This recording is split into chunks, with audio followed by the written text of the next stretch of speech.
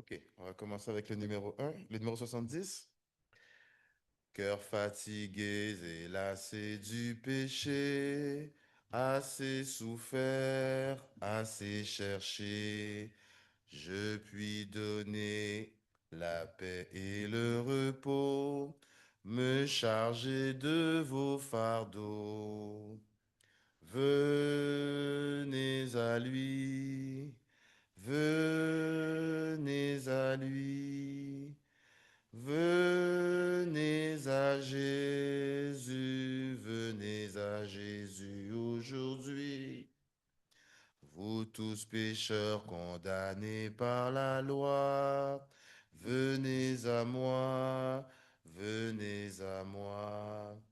Vous recevrez en vos cœurs dès ce jour le pardon du Dieu d'amour. Venez à lui, venez à lui, venez à Jésus aujourd'hui. Vous qui souffrez par le mal asservi, soyez par moi tous affranchis. Ô venez tous travailler et chargés, et vous serez soulagés. Venez à lui, venez à lui, venez à Jésus aujourd'hui. Je demanderai au frère Enrico si c'est possible de faire la prière d'ouverture pour commencer, s'il vous plaît. Merci.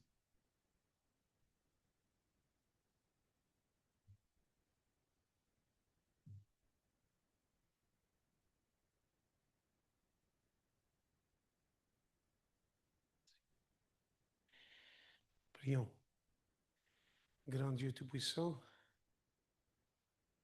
nous te remercions infiniment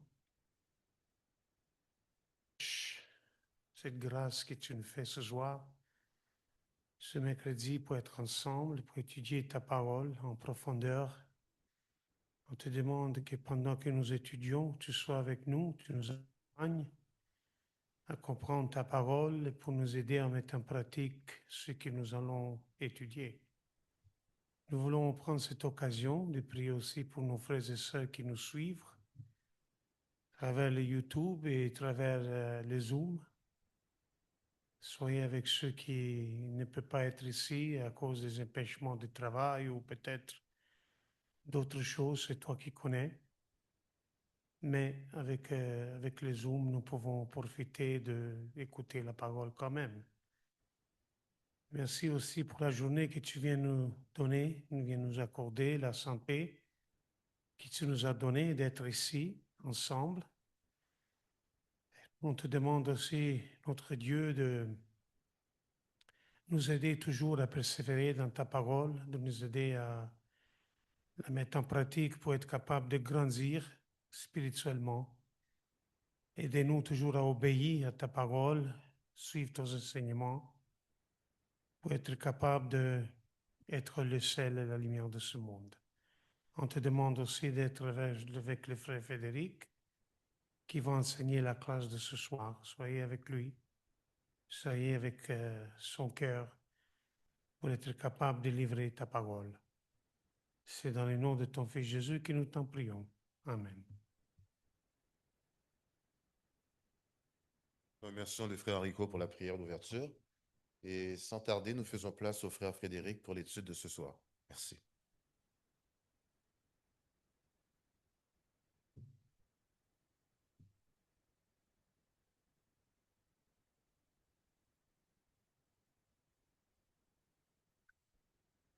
Merci, frère Jean-Panel, pour nous diriger dans les cantiques. Et je remercie aussi le frère Enrico pour nous diriger dans la prière. Dans l'étude de ce soir,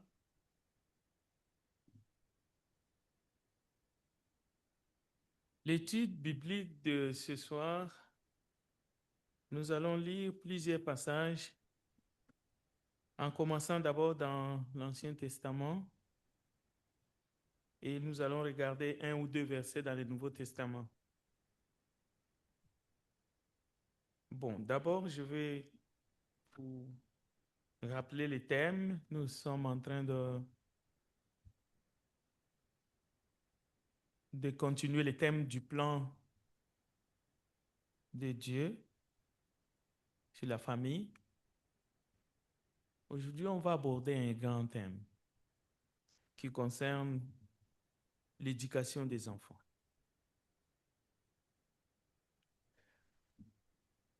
Pas n'importe quelle éducation. C'est l'éducation des enfants selon le Seigneur. Selon le Seigneur. Alors, le premier texte que nous allons lire, c'est Deutéronome. Deutéronome dans l'Ancienne Alliance, disons dans l'Ancien Testament. Deutéronome, chapitre 6. Deutéronome, chapitre 6. Et nous allons lire, je crois, le verset 4. Non, nous lirons le verset 6 à 7. Bien. Bon, je vais les lire ici devant pour permettre à ceux qui nous suivent de capter le texte. Il y a plusieurs passages bibliques qui nous enseignent sur l'éducation des enfants selon le Seigneur. Donc, c'est un commandement. Mais on ne va pas lire tous ces textes, tous ces passages bibliques, mais on va prendre comme 2 textes, maximum 3 dans l'Ancienne Alliance, et on verra 2 textes dans la Nouvelle Alliance ou dans le Nouveau Testament. Alors, commençons par celui-ci. Deutéronome chapitre 6, les versets 6 à 7. Donc, suivez bien, et je vous accueille, vous qui êtes à la maison. Le frère Enrico a déjà prié pour tout le monde, y compris ceux qui sont en ligne, en YouTube. Donc, que la grâce et la paix de Dieu nous accompagnent tous. Alors, lisons la parole de Dieu, Deutéronome, chapitre 6, dans le plan du salut, dans le plan de Dieu pour la famille. Aujourd'hui, nous allons clôturer par l'éducation des enfants. Et ici, les enfants, nous allons considérer les enfants dans la famille d'abord restreinte, c'est-à-dire la famille qui est composée d'un père, une mère et les enfants. Mais on pourrait élargir notre vision. Et nous savons que les enfants ne restent pas des enfants parce qu'ils grandissent. Donc, il y a la croissance. Mais il y a toujours cette responsabilité, père, mère, les enfants. Ça reste. Bien, alors Deutéronome chapitre 6, versets 6 à 7. Et ces commandements que je te donne aujourd'hui seront dans ton cœur. Tu les inculqueras à tes enfants et tu en parleras quand tu seras dans ta maison, quand tu iras en voyage, quand tu te coucheras et quand tu te lèveras. Tu les lieras comme un signe sur tes mains et ils seront comme des frontaux entre tes yeux. Et le verset 9 se termine. Tu les écriras sur les poteaux de ta maison et sur tes portes. Bon, ici, je voudrais quand même nous rappeler, moi y compris, dans l'Ancienne Alliance, même les commandements de Dieu, on voit qu'il y a une certaine manière, comme quand nous écoutons l'écrire sur le poteau, ou tout simplement ce commandement quand dans ta maison, donc tu les lieras comme un signe sur tes mains. Vous voyez? Donc, l'ancienne alliance n'a jamais été mauvaise. Dieu ne nous présente pas l'ancienne alliance comme étant mauvaise et que la nouvelle alliance étant bonne, la vérité. Non. Mais au contraire, Dieu nous dit qu'il y avait une ancienne alliance et il y a une nouvelle. Mais Dieu dit aussi radicalement, il y a un changement. Radicalement. C'est-à-dire, même dans ces contextes ici, ces commandements, il est hors de question de les comprendre comme dans l'ancienne alliance. C'est-à-dire de chercher à l'écrire sur les frontaux ou signe sur la main. Même si aujourd'hui on voit des gens, des versets bibliques partout, même dans leur tête. C'est-à-dire on coupe les cheveux et on écrit un verset biblique sur la tête. On voit des gens se tatouer le nom de Jésus ou un verset biblique ou tout simplement le nom de la personne aimée. Mais aujourd'hui, dans l'ancienne alliance, je voudrais quand même rappeler, le commandement est là. La preuve, nous lisons.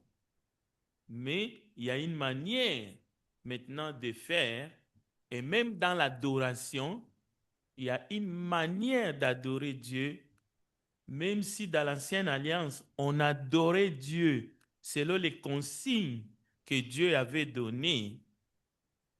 Jésus dit à la femme samaritaine, l'heure est venue où il y a un changement radical. Il faut adorer Dieu en esprit et en vérité, c'est-à-dire différemment de ce qu'on faisait dans l'ancienne alliance. Même si cette adoration dans l'ancienne alliance, Dieu ne les juge pas des fausses, non, mais Dieu les change. Alors, dans l'éducation des enfants aussi, je ne voudrais pas qu'on parte tout de suite comme si nous venons de lire un texte et puis nous allons essayer de l'appliquer comme dans l'ancienne alliance. Non, non, non. C'est juste pour ça que je fais ce point-là. Non, on ne va pas l'écrire sur le mur ou que les enfants, quand ils passent, ils le voient. Non, le problème n'est pas de demander aux enfants de bloquer des versets bibliques. Loin de là. Mais nous allons... Bon, écoutez, s'il y a un problème que je voudrais le placer dans une dimension mondiale, c'est le problème de l'éducation des enfants qui est délaissé. L'éducation des enfants. Il y a des pays aujourd'hui où le taux de natalité est vraiment très élevé. Mais il y a des pays aussi où le taux de natalité est très bas. Et même, ce sont des pays qu'on peut qualifier où la grande majorité de la population, c'est des personnes âgées. Et ces pays ont de gros problèmes parce que les personnes qui sont âgées, ils ont beaucoup de problèmes de santé et ça crée des problèmes. Et même il y a des pays aujourd'hui qui commencent à exporter des humains, aller chercher des humains parce qu'ils ont peur. Parce que dans un avenir proche, donc, ils n'auront plus de population, ils n'auront plus de main-d'œuvre. D'accord? Mais notre sujet, c'est les enfants. Alors, que ce soit dans des pays où on fait des enfants, garçons, filles et tout, il y a ces problèmes, c'est-à-dire le commandement de Dieu est de laisser. On fait des enfants, oui, mais ces enfants, ils ne sont pas éduqués. C'est ça le drame de notre siècle, le 21e siècle. Et nous savons les dégâts et les problèmes que cela cause. Pas seulement pour ces enfants qui sont délaissés sans éducation, pas n'importe quelle éducation. Nous sommes dans les Écritures. Lorsqu'on désobéit à Dieu, il y a des conséquences. Donc, il y a des conséquences pour ces enfants parce qu'ils grandissent, ils ne connaissent pas Dieu et ils font tout ce qui leur passe dans la tête. Mais ces enfants deviennent un problème pour la société. C'est un fardeau. Alors, il y a des phénomènes, par exemple, les enfants de la rue ou les enfants des gangs ou des enfants qui meurent trop jeunes ou un taux de suicide de jeunes très élevé. Tout cela. Donc, c'est la conséquence de ne pas avoir écouté Dieu. Parce que Dieu a donné la responsabilité justement à l'homme et à la femme d'être fécond, mais il leur a dit aussi d'éduquer ses enfants. Nous venons de les lire dans l'Ancienne Alliance, dans les commandements que Dieu a donnés à Moïse. Mais nous allons les voir aussi dans le Nouveau Testament. Ça, c'est un problème. Alors, dans les pays où le taux de natalité est très bas aussi, parce que des fois, on justifie, on dit non, écoutez, il ne faut pas seulement faire les enfants. C'est-à-dire, même dans des pays où le taux de natalité est très bas, où la population est plutôt vieillissante, l'éducation est tout aussi délaissée. On trouve des phénomènes des enfants rois, des enfants qui dirigent, au fait, dans des maisons, ou des enfants tout simplement qui sont soit surprotégés par l'État, parce que l'État aussi prend la place des parents, l'État veut éduquer les enfants, l'État devient le premier tuteur, c'est-à-dire que après Dieu c'est l'État et après l'État c'est les parents. On sait, dans des pays en Occident c'est comme ça. L'enfant appartient à l'État d'abord et pas aux parents. Alors tout ça ce sont des phénomènes nouveaux, mais Dieu a donné la responsabilité aux parents. Père, mère, après avoir reçu ces dons, parce que les enfants sont des bénédictions, il faut les éduquer. Écoutez, ce n'est pas un thème qu'il faut prendre à la légère, c'est une responsabilité. Si vous pensez un jour devenir parent, sachez que vous avez la responsabilité d'éduquer les enfants que Dieu va vous donner, que Dieu va mettre sous votre responsabilité. Si vous ne le faites pas, vous allez répondre devant Dieu. Donc, si vous avez des enfants, quel que soit leur âge, sachez que cette responsabilité-là, c'est une grande responsabilité que Dieu vous donne. Dieu ne vous donne pas seulement ses enfants parce qu'ils sont beaux, mais ainsi de suite, et puis vous n'aurez pas des comptes à rendre. Non, vous allez rendre des comptes devant Dieu. Bon, alors le deuxième texte, toujours dans l'Ancienne Alliance, allons-y dans Proverbes chapitre 22. Proverbes chapitre 22. Proverbes chapitre 22. Je pense que c'est notre dernier texte dans l'Ancienne Alliance. Évidemment, il y a des textes qui peuvent faire débat et ce n'était pas dans mon plan aujourd'hui sur la manière de discipliner les enfants. Dans l'Ancienne Alliance, on parle de bâtons. On en a déjà parlé dans le passé. Et si vous voulez savoir comment utiliser les bâtons, bon, ça c'est un autre sujet. Alors, on le verra peut-être encore une fois prochainement. Bien, alors Proverbe chapitre 22, verset 6. Si vous avez trouvé, vous pouvez lire parce que je suis un peu en retard. Oui. Oui.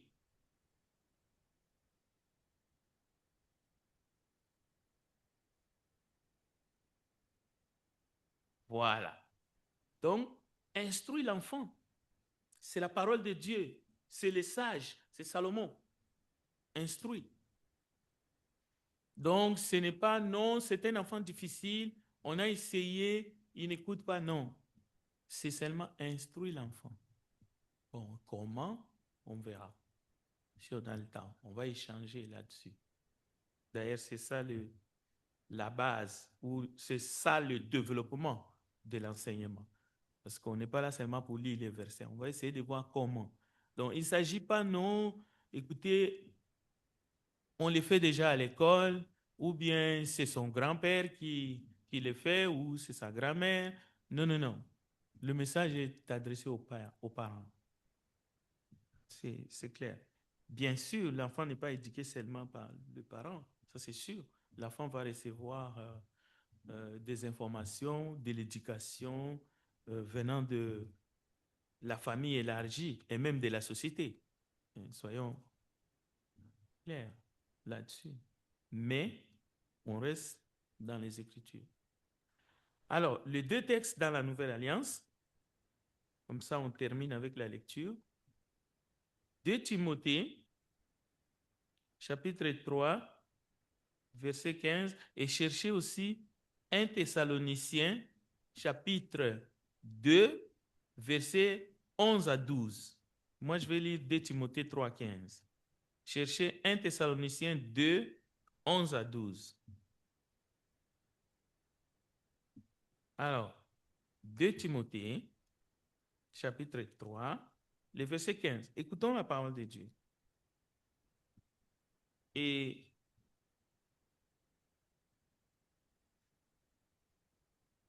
vous allez voir vous-même que nous ne parlons pas des parents dans l'Église seulement. Je dis, cet enseignement-là, nous devons le mettre là où il faut. Le cadre, c'est vraiment le monde. Alors, 2 Timothée chapitre 3, verset 15, écoutez.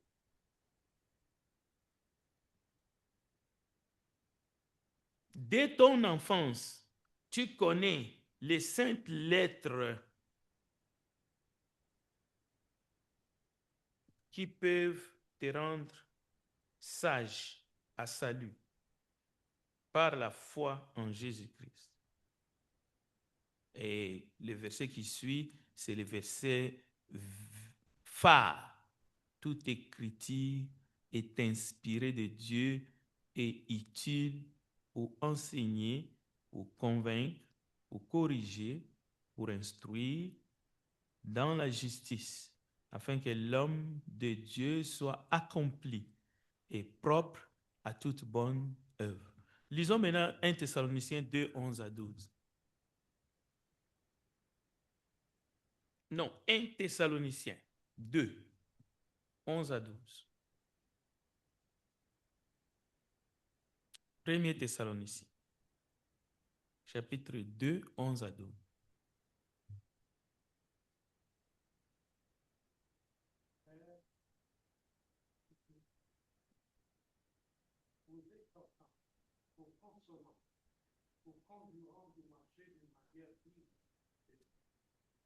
Wow.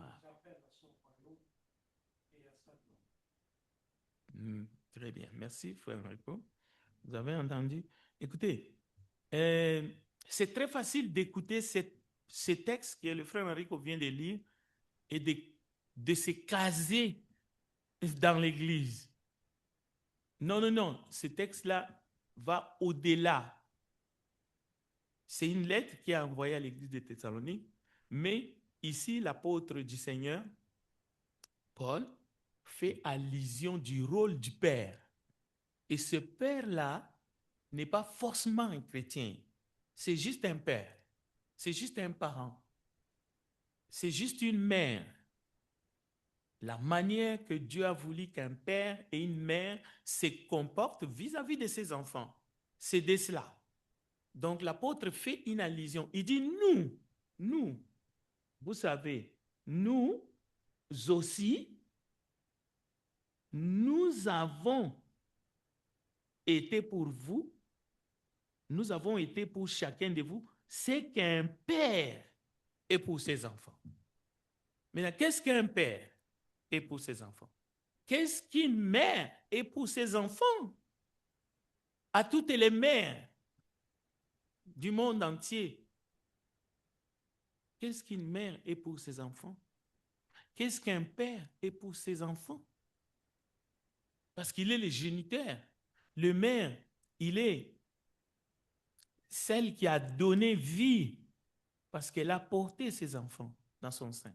Alors, écoutez, c'est qu'un père et une mère pour ses enfants, il y a l'exhortation, Paul parle, vous exhortant, vous consolant.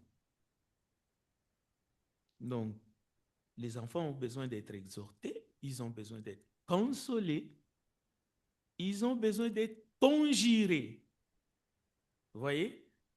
Donc, la conjuration, c'est plus que l'exhortation. C'est plus que la consolation. Ici, nous avons, c'est comme une formule arithmétique, mais qui va justement du point de vue croissant. Conjurer, c'est plus qu'insister. Parce qu'il y a des enfants qui sont quand même difficiles, hein, on le sait. Mais les conjurer ici, c'est vraiment insister. Mais sur des valeurs, parce qu'il s'agit de l'éducation, nous verrons qu'il s'agit de transmettre des valeurs. Il ne s'agit pas de se battre avec eux. Il ne s'agit pas d'utiliser les bâtons de manière abusive. Il ne s'agit pas du tout de cela. Il ne s'agit pas de les dresser, non. Mais les valeurs, les commandements, parce que c'est selon le Seigneur qu'il faut communiquer, il faut les faire. Et à part les conjurants, l'apôtre ajoute, il ajoute encore un autre terme, 1 Thessaloniciens chapitre 2, le verset 11.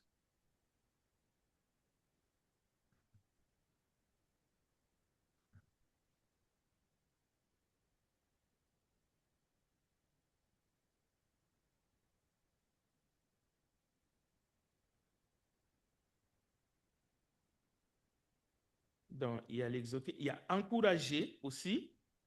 Donc, toutes ces choses-là, effectivement, il faut les faire. Donc, vous conjurant de marcher d'une manière digne de Dieu qui vous appelle à son royaume et à sa gloire. Donc, on a lu 4 passages, 2 dans l'Ancienne Alliance, 2 dans le Nouveau Testament ou dans la Nouvelle Alliance. Maintenant, nous allons échanger, comme j'ai dit. Les enfants, au-delà du domaine chrétien, les enfants et les parents passent beaucoup plus de temps ensemble que dans la société. Bon, il y a des parents ou il y a des enfants qui n'ont pas eu cette grâce. Parfois, la séparation s'est fait brusque, c'est-à-dire que de bas âge, les parents ne sont plus là. Mais ici, on parle en grande majorité. Dieu, lorsqu'il envoie des enfants chez des parents responsables, c'est pour qu'ils puissent élever ses enfants. Il y a des cas qu'on peut dire des exceptions. Même dans les cas des exceptions, ces enfants finissent toujours par être élevés par des parents. Même les parents adoptifs, ce sont des parents. Donc, le problème n'est pas là. Disons, des fois, on va trouver chez les enfants cette attitude de se plaindre. Moi, je n'ai pas eu de parents ou je n'avais pas de gens autour de moi. C'est juste une manière de se victimiser. Mais quand même, Dieu fait de sorte que chaque enfant puisse grandir au moins avec des parents, même des parents adoptifs, ce sont des vrais parents. Parce que le parent, c'est celui qui élève l'enfant. Alors, dans le plan que j'ai fait, les enfants sont des êtres. Parfois, ils ne se disputent pas seulement entre eux. Les enfants peuvent amener les disputes même envers les parents, c'est-à-dire les géniteurs. Ça arrive. Maintenant, il faut, là où il y a un enfant qui est seul, des fois, on se dit, cet enfant, parce qu'il est seul, il est gâté. Il n'a pas de frère, il n'a pas de sœur, donc il va être élevé d'une certaine façon où il va avoir toute l'attention, il n'a pas de rivalité. Il n'y aura pas de rivalité entre cet enfant et d'autres enfants, parce que là où il y a plusieurs enfants, il y a parfois des rivalités, il y a des disputes. Oui, tout ça c'est normal, mais ce n'est pas des arguments qui résistent à ce que Dieu nous dit. Nous venons de lire la parole de Dieu. L'idéal pour Dieu, la responsabilité pour nous parents et pour tous les parents du monde entier, même si nous savons qu'il y a une forme de faillite, oui, on peut se demander pourquoi l'éducation des enfants est allée On peut dire en perte de profit. On peut réfléchir là-dessus. Qu'est-ce qui a fait que, aujourd'hui, on peut dire, au XXIe siècle, et ce n'est pas l'Église qui le dit, je ne citerai pas des noms, même des grands leaders politiques, lorsqu'ils font de bêtises, on commence à aller voir comment est-ce qu'il a été élevé, qui était autour de lui lorsqu'il était enfant. Bon, ce n'est pas une affaire de l'Église, c'est vraiment quelque chose qu'on peut aller voir dans les... Bon, ce que je voulais dire, s'occuper d'enfants, c'est une tâche colossale qu'on devrait mettre au même plan que notre devoir, par exemple, notre profession. Même chose. S'occuper d'un enfant depuis sa naissance jusqu'à ce qu'il va devenir adolescent et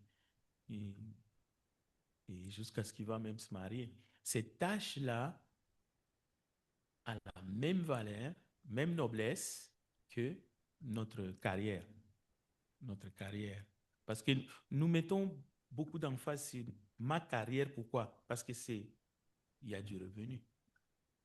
Mais la façon qu'on se donne pour garder notre carrière, garder notre emploi, faire fructifier notre entreprise, le temps que nous passons là-dedans, on peut même dire les études et puis la carrière, ainsi de suite. Regardez les gens qui passent 15, 20 ans dans les études et puis voilà, ils commencent à travailler 25 ans de carrière fidèle et après c'est la retraite. Et on dit une retraite méritée. Mais ce n'est pas tout le monde, ce n'est pas donné à tout le monde. Il y en a qui n'ont pas cette retraite-là méritée. Pourquoi? Parce qu'ils n'ont pas fait les choses comme il faut, ils ont négligé quelque part. Alors, la responsabilité que Dieu donne aux parents, telle que nous le voyons dans les Écritures, ce n'est pas différent de ce parcours que je viens de vous décrire. Les études, la carrière, la retraite. Donc, l'homme prend soin de sa santé, en tout cas un homme sage.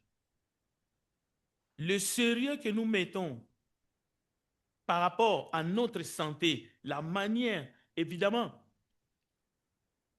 tout parent qui reconnaisse ses responsabilités, il va faire la même chose. Mais souvent, ce qui arrive, oui, les parents qui sont responsables, lorsque leur enfant est malade, ça vient les chercher. Ça, c'est vrai. Mais ce n'est pas en ces termes-là que Dieu nous parle. Parce qu'évidemment, un père ou une mère en face de la maladie de son enfant, il se sent désarmé. Évidemment, tu veux faire quelque chose, tu veux les sortir tu vas l'amener à l'hôpital. Mais éduquer un enfant, comme on dit, éduquer une jeune fille, éduquer un jeune garçon, c'est un travail que Dieu nous a confié et il va nous demander des comptes. C'est préparer cet homme ou cette femme à devenir quelqu'un dans la société. Donc, les négliger, c'est vraiment dommage. C'est désobéir à un des commandements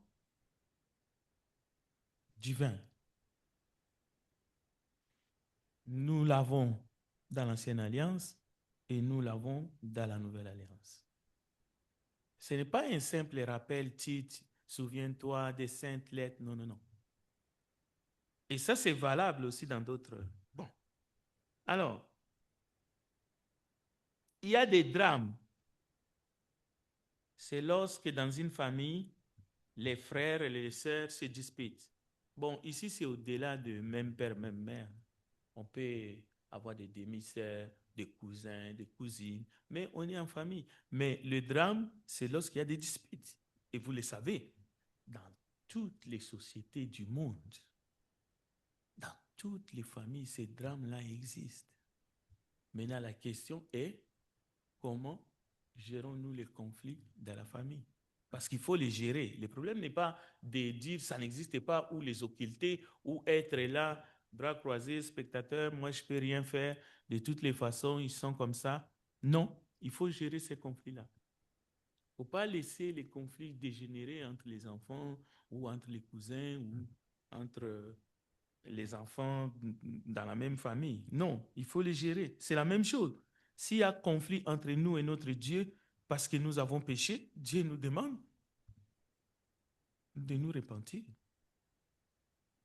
Mais aujourd'hui, vous allez remarquer dans le monde, il y a même des crimes fratricides comme Caïn et Abel. Il y en a encore aujourd'hui. Il y a des crises pas possibles dans la famille. Mais le problème, ce n'est pas qu'il y a des crises, mais ce sont des choses qui sont délaissées. Comment ils sont délaissés? Ils sont délaissés à cause d'une fausse morale. Cette morale-là dit quoi? Non, les linges sales se lavent en famille. Écoutez, c'est ton frère, laisse passer. C'est ta soeur, laisse passer. Il ne faut pas en parler, surtout pas. Parce que si on en parle, les gens vont écouter. Alors on couvre, on couvre, on couvre, on couvre, on délaisse, on délaisse, on délaisse. C'est la politique du pourrissement de la situation. Et ça ne se fait pas seulement entre les enfants ou entre les cousins, et ainsi de suite. Ça se fait aussi entre parents et enfants. Donc, l'éducation aussi est délaissée. Parfois, c'est délaissé. Oh, mon enfant est devenu adulte. Ou bien mon enfant a grandi. Qu'est-ce que je vais lui dire encore? Donc, quelqu'un a dit, les enfants testent. Plus ils se développent, ils testent les adultes, ils testent les parents, ils testent leurs aptitudes à la vie quotidienne. Et après, ils vont se former un caractère. Ils vont s'endurcir, évidemment. Et le deux derniers points, c'est le pouvoir de l'attention. Évidemment, je n'aime pas souvent utiliser le terme pouvoir dans le cadre de la famille. C'est simple. Dans le monde, on peut parler du pouvoir. Le gouvernement, il y a des hommes de pouvoir, il y a des femmes de pouvoir. On ne peut pas nier ça. Mais dans le cadre de la famille, il y a plutôt l'autorité parentale, mais pas dans le sens vraiment du pouvoir. Il y a des traditions même qui disent les parents sont les dieux ici sur la terre. Ça, c'est traditionnel. Mais l'autorité parentale fonctionne lorsque les parents sont des modèles. Ils éduquent, ils enseignent des valeurs, ils transmettent des valeurs, mais ils sont d'abord des modèles, des exemples. Ce n'est pas une autorité dans le sens, par exemple, un policier, c'est une autorité civile ou militaire, mais en même temps, il a le pouvoir d'agir, de mettre quelqu'un, disons, d'amener quelqu'un en garde-vue. Le but d'un père ou d'une mère, ce n'est pas de mettre son enfant en garde-vue. Ce n'est pas d'appeler la police pour qu'on vienne chercher son enfant et qu'on l'amène dans une prison, comme c'est le cas. C'est tellement populaire aux États-Unis où la mère appelle les autorités pour venir prendre, qu'on vienne chercher son enfant et qu'on l'amène dans un camp. Comme ça, on va former l'enfant par des cris et tout ça. Non, nous ne voyons pas cet exemple-là dans la Bible. Parce qu'il y a même des chrétiens qui font ça. Il dit que l'enfant va apprendre là-bas. Mais l'autorité parentale, ce que Dieu veut, c'est que nous puissions continuer à transmettre les valeurs, ses commandements à nos enfants, pour que nos enfants s'en souviennent quand ils seront grands, et faisons-les avec amour, avec patience, et tant que nous les faisons, même si nous ne voyons pas le résultat, nous avons rempli notre devoir. Alors, un dernier point à éviter, dans la manière d'éduquer nos enfants selon le Seigneur, c'est d'éviter les comparaisons. Pas seulement les comparaisons entre les enfants dans la même famille. Quand je dis ici la même famille, je pense à la famille élargie aussi. Vous pouvez comparer votre enfant avec l'enfant de votre sœur ou avec l'enfant de votre frère. Vous pouvez comparer votre enfant avec l'enfant de votre voisin. Vous pouvez comparer votre enfant avec un autre enfant qui est familier, qui vous est familier. Alors, ça n'aide pas les enfants à avoir des relations solides ni avec leurs propres parents, ni avec leur environnement. L'enfant se sent rabaissé. Il est préférable d'éviter toute comparaison dans le processus d'éduquer nos enfants. Parce que chaque enfant est unique. Et surtout pas comparer vos enfants avec leurs amis. Parce que ça arrive souvent. Regardez un tel, regarde ton ami, il réussit bien à l'école, il fait des choses. L'enfant prend ça comme très mauvais pour son estime de soi. Et ça crée des jaloux. C'est inadéquat. Et l'enfant peut devenir rancunier contre la personne avec qui il sait ça comparer. Il peut développer la haine comme ça. Bon, nous avons la Bible. Le but était de sensibiliser tout simplement. Et ce job n'est pas je veux, je le fais, et je ne veux pas, ou je veux, mais je n'ai pas le temps. Non. Donc, je veux m'arrêter là. Ce n'est pas je veux, mais je n'ai pas le temps. Non. Pourquoi? Parce que c'est Dieu qui l'a dit. Alors, que Dieu vous bénisse. Je vais laisser frère de terminer. Peut-être si vous avez des questions, n'hésitez pas, mais je vais me limiter ici. J'espère que chacun a reçu quelque chose et chacun peut transmettre cela parce que c'est ça que Dieu nous demande. Et je vous remercie de m'avoir écouté. Est-ce qu'on avait des questions ou des commentaires qu'on puisse continuer? Je pense que ce mercredi, c'est la dernière étude qu'on faisait sur la famille, c'est bien ça? Oui? OK.